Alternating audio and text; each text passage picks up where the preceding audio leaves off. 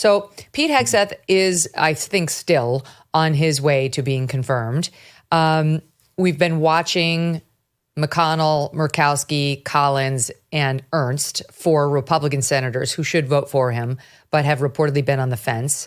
Those first 3 have not said how they're going to vote. Ernst has said she will vote to support Pete, and she did vote him out of committee.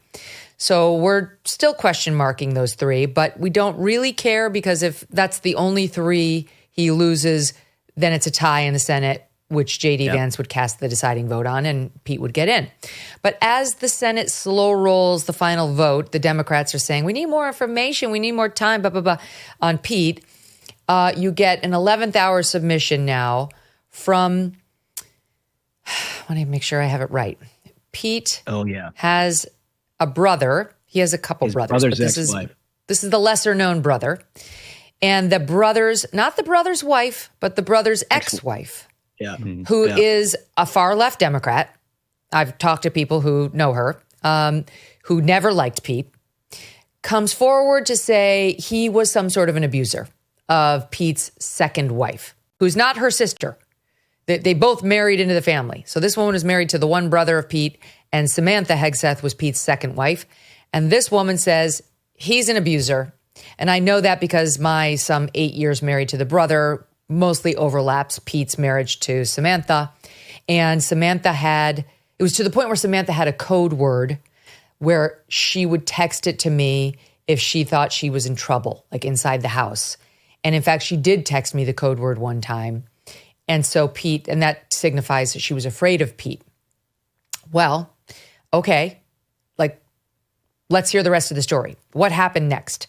Did you call the police? Did the police visit Pete's house? Did they arrest Pete? Was there a domestic violence complaint officially made? And most importantly, what does Samantha Hegseth say?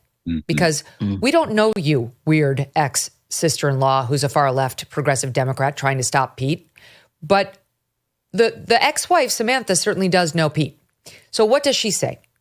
She denies it. She denied it to the FBI. Now, she said he never physically abused me, which left me as a lawyer saying, is she leaving the door open to emotional abuse? Now, that comes with all sorts of question marks because, a couple divorcing, they're going to fight. They're going to have a lot of arguments. He cheated on her. I'm sure they had some very volatile arguments when that was revealed. He impregnated Jen, who became his third wife, and, who he wound up with. So I'm sure there were some very brutal rhetorical fights. But that's not necessarily abuse. And so I don't know what the truth is there. So then I went digging further and saw the divorce papers and the order issued by the judge in the divorce proceeding, which makes really clear what actually happened there. And that judge said nobody is alleging abuse, and there's been absolutely nothing that tells me that there was abuse of any kind. He says there's no probable cause whatsoever to conclude that there was abuse in this marriage one way or the other. I'm trying to find the exact language. I can't find it in front of me right now. So what do we get? We get the media running with the headlines, Pete's accused of abuse. Pete's an abuser. He's accused of abuse. And in some publications, they don't even print that the actual ex-wife says that's not true. And in places like the New York Times, they stick that in the 18th paragraph of their story. I mean, because they want to do the damage to him without actually getting into it. Okay, here, hold on. Without actually telling the truth. Here's the New York Times. The main article on Tuesday, the headline was, Hegseth ex-sister-in-law tells senators he was abusive to second wife. The subheadline, a woman once married to the brother of Pete Hegseth, the defense secretary nominee, submitted a sworn statement to the Senate in a late-hour complication to his confirmation. His lawyer denied her account. His lawyer? His lawyer denied it? How about mentioning that the alleged abuse victim denied it in your subheadline, New York Times? And then you've got the CBS Evening News in a report from Nicole Killian, who's got exactly the right last name, because that's what she's been trying to do to Pete Hegseth, made no mention of Samantha Hegseth's disavowals of the allegations in this ex-sister-in-law's affidavit. So CBS News didn't even want to tell its audience that the ex-wife, the alleged abuse victim, has denied it on the record. And by the way, back to what the Minnesota family court judge said in the divorce proceeding, he said neither Pete nor Samantha Hegseth claimed to be a victim of domestic abuse. He said he was making no determination whatsoever that there was probable cause to believe that one parent has been physically abused or threatened with physical abuse by the other parent. Now, I think the alleged hiding in the closet, using the safe word, texting the sister-in-law that you feel unsafe would qualify as feeling that you'd been threatened with physical abuse. But this judge found that did not happen. And when asked recently by the FBI whether she was abused, Samantha Hegseth said no physical abuse. So this is where we are, guys. I mean, you tell me whether this is, the Hail Mary pass by Jack Reed and others. Megyn, I will tell you my first reaction to this is that the legacy media learned absolutely nothing about what they saw over the last year that's happened to their industry. People are running away from them in droves because they're tired of being misled by basic articles. They open up a newspaper because they want information, not because they want somebody's editorial opinion fashioned as a news story. Well, it's immoral. It's intentionally deceitful. They know the facts. It's in the story. So they know the material facts about the alleged victim of the abuse denying the claim that's made by, brother's ex-wife. I mean, it's absurd on its face. It's Kavanaugh all Seems over important. again. That's right. And I think Holmes is exactly right. This is the playbook that the left and especially Senate Democrats go to again and again and again. They did it to Clarence Thomas. They did it to Kavanaugh. They had some sketchy lawyer show up and say, I think that there was a gang rape that this guy was taking part in. And the media ran with it like it was gospel. And we find out that lawyer goes to jail because they're crooked. I mean, look, I'm hesitant to give Democrats advice on this because what they're doing and what the media does is the best whip operation a Republican leader could ever have, right? I mean, there are more. Look, Pete's going to get confirmed. I don't know if there's going to be, those last three senators that vote for him or vote against him, but I think he's got 50 in the bank. He's going to get confirmed. Had Democrats run a real confirmation hearing, keeping this nonsense out of the public discussion about the job of Secretary of Defense, about his view of our status of forces agreements, about, what are we to do with Ukraine and American military and Taiwan and American. You could get into a scenario where Pete would have a bipartisan concern if you asked the right questions and he was unable to answer it.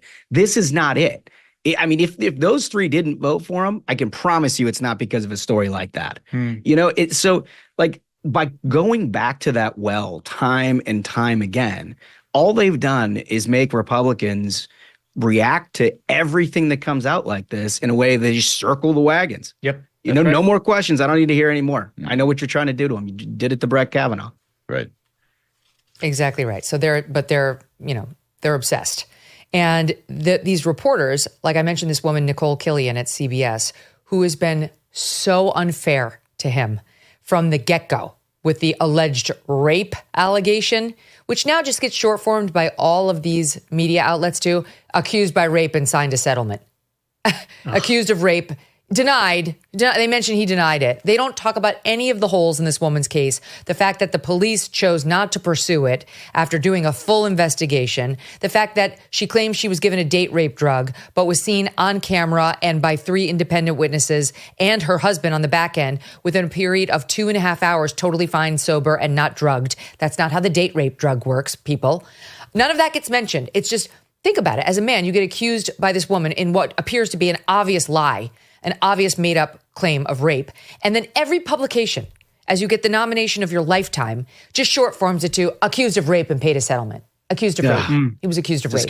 It's so unfair.